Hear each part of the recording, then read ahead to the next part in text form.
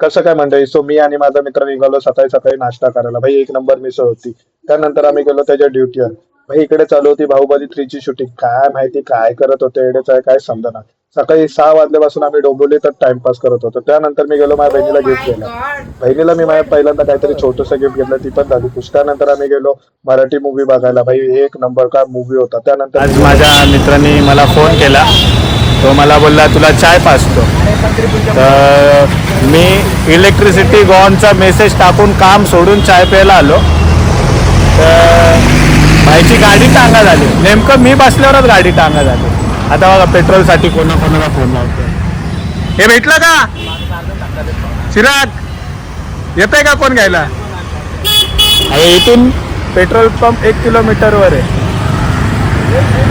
उगाच आलो बाहेर याच्यासाठी असं झालं. हे कोण येते घ्यायला? सोम.